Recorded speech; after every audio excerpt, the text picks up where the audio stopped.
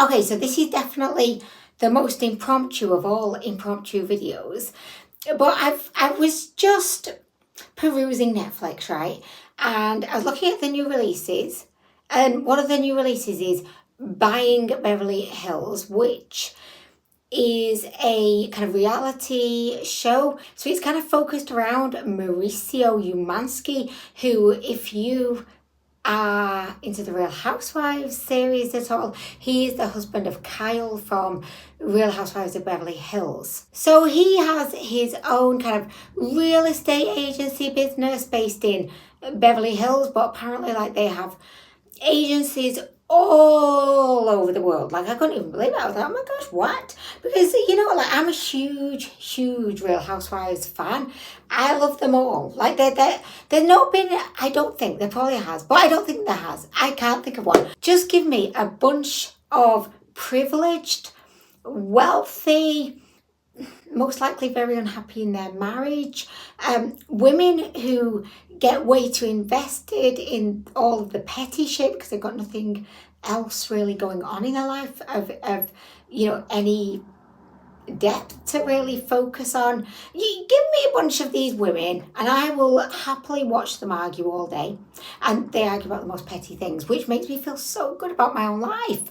I know a lot of people probably think that the Real Housewives series are maybe inspirational. Maybe that's how it started off as being, or maybe it didn't.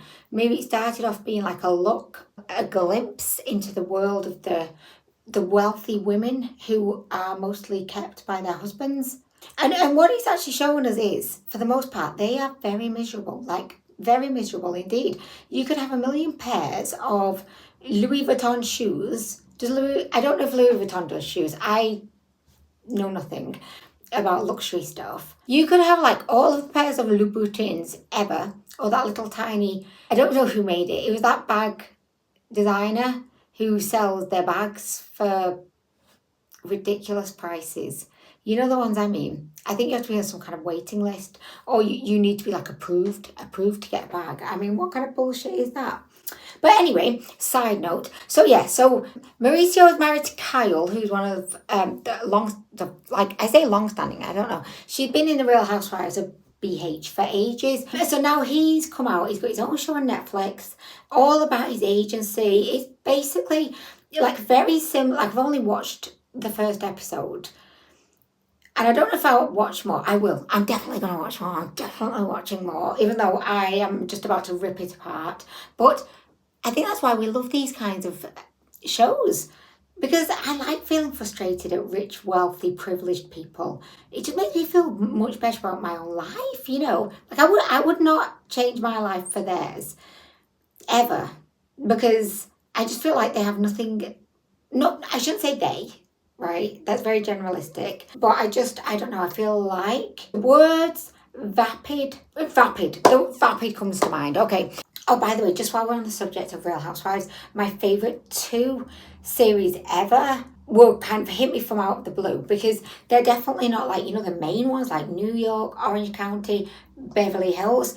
My 2 favourite series, and if you've not watched these, you really need to, is The Real Housewives of Salt Lake City. OMG. So much drama that's trickled into real life. One of those women, Jen Shaw, is most likely going to go into jail for anywhere up to 30 years.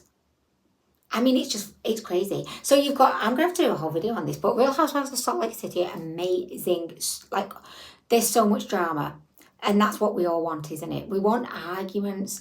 We want the drama. You want to have a raging alcoholic.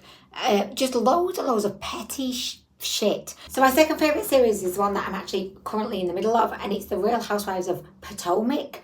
I feel like potentially people in America would never have heard of Potomac. And it's the reason why I didn't watch it for so long, because I was thinking, that's going to be shit. Like, where is this place? I have no idea where that place is. And it does not sound like a very fun kind of place. Oh my gosh, best season ever. Like, I think it's my literal best series ever. And at the beginning when they come in, I promise I'm going to get back to Buying Beverly Hills.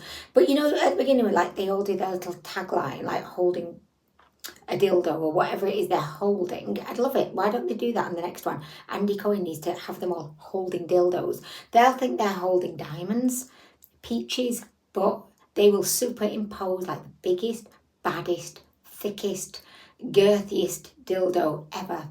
Oh, that'd be amazing. Anyway, if only I could edit really well, or just well, I could try and do that. Oh, that'd be so funny. Oh, I'm sure I was telling you something interesting. Oh yeah, Potomac. Yeah, so the beginning, they, like all characters are introduced with their tagline like, I am the queen of this town. You go through and literally there's kind of like one person that I actually think I kind of like her, but not really, you know. She has many flaws. But if I was going to be like friends with any of them, it would be her. But I don't like any of the other ones. I hate them all. But I love watching the show. But anyway, guys. So yeah, by Beverly Hills. Okay, so it's like Selling Sunset, but with Kyle's husband. He's done really well for himself, not knocking him at all. And I love the fact that he just, in the Real Housewives of Beverly Hills, he's obviously just like, he's off his tits the whole time. Like, he's just so high. Now that he's made it, I just feel like, yeah, he's built his empire and he just must smoke all the time. He's high as fuck. But I think if I was married to Kyle and lived in a house full of girls, yeah, I think I'd be high all the time too, honestly. So it's him, and then he's got two of his daughters working at the agency. Nepotism. Hello. So we have Farrah, who she's like his stepdaughter because she's got a different dad. And then there's Alexia, who's his daughter with Kyle. And Alexia looks like she's about 12. Respect, I'm sure she's very good at what she does. And she's obviously super intelligent, super beautiful. But nepotism, it's just nepotism, isn't it? Like, yeah, your dad owns the empire. Of course you're going to get the job. And do you know what? I feel sorry for all of the other agents. Because I'm thinking to myself, and this is what I've learned from Selling Sunset, with Mary and, you know, Jason, because they used to be in a relationship, so Mary's like his fave. So then he kind of backhands, you know, all of the listings to Mary. And you know that Mauricio 100% is doing the same thing for Alexia. And then Farah's second, because she's not his full daughter. And do you know what? I think someone really needs to, like, pull the stick out of Farah's asshole. Yes, I said it. The phrase ice queen comes to mind. Like, she's frozen in time, void of any personality. And I'm sure she's super lovely. Like, she's absolutely gorgeous. Her big eyes, beautiful skin, makeup just always looking so natural and but glamorous at the same time. Like, she's so gorgeous. She is. But he's like, where is the fucking personality? So boring to watch, so dull. Oh God, she just always looks so unhappy.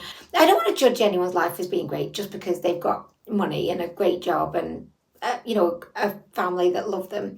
And they're driving about in like a Porsche and they're making a 7-figure salary each year. I don't want to like judge her, but I just feel like, girl, lighten the fuck up. Like, chill out. Maybe smoke some of Mauricio's doobie, because you just look so miserable all the time. And I've only watched the first episode, but I'm watching it and I'm just like, I want her to be herself, but she's not. I don't know if that is herself. I'm thinking it can't be herself because it's like she's a robot, like a robot.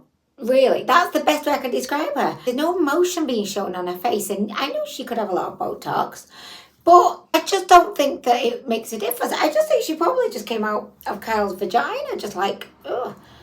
Oh, I don't want to think about Kyle's vagina. Sorry, guys. Sorry.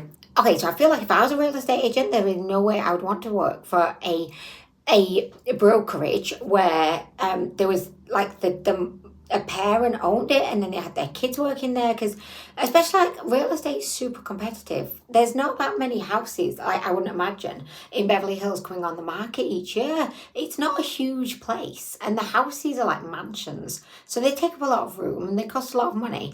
I don't know, I have nothing to back this up. Maybe I'll find out more the further I watch Buying Beverly Hills, but I wouldn't think there'd be like a huge turnover of properties. And I did hear something where apparently like the average real estate agent will make maybe one sale a year, but you know that Mauricio is giving all of the listings to his family. He just is. I've not seen Kyle come in yet. I'm waiting for Kyle to come in. It's going to be really weird.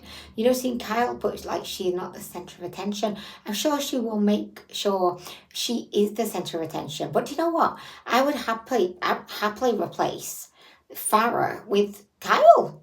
Because at least with Kyle, you feel like you're watching a real human, you know? You're not just watching a robot. I do like it in a way because I like the fact that we're actually getting to see a lot of the houses and the insides of the houses because let's face it, that's what we really want to see. We want to see arguing over petty shit too, of course. Maybe some like cheating going on, cheating scandal. I like a cheating scandal. I wouldn't like, I feel bad for anyone that's cheated on.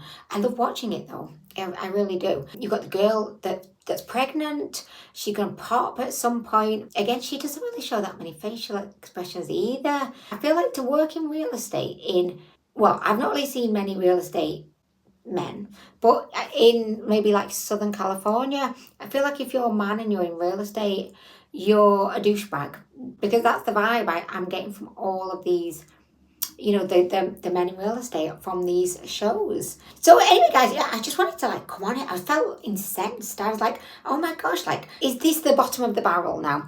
But I say that, and you know I'm going to be tuning in next week. I'm going to be loving it. I mean, it may not even be next week I tune in. I may just watch another episode right now. I feel guilty for watching these kinds of shows, and it's definitely something that I wouldn't really want. Yeah, I don't know, it's a guilty pleasure. It's a guilty pleasure. But anyway, guys, I'm going to keep watching. Don't tell anyone. If you've watched Buying Beverly Hills, let me know, what do you think? I just don't know, how is there room for everyone, right? You got Selling Sunset, Buying Beverly Hills. There must be other agencies.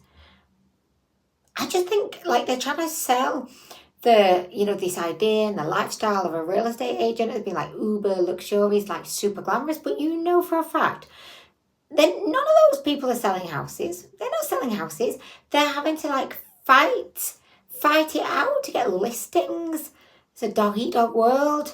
I just couldn't be arsed taking these like arrogant millionaire, billionaire dickheads, taking him around the houses and having to remember what specific type of marble it is on the kitchen counter, where the fuck it came from, the dimensions of the room, like, oh, this is 10 square meters, like, I can't remember all that shit. Oh, this tree was shipped in from Bulgaria in Rome, shipped in.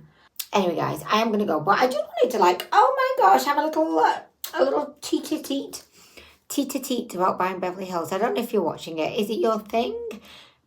Like Selling Sunset, I liked it at first, but then it just felt very manufactured. All of these reality TV shows are manufactured, let's face it. They just are.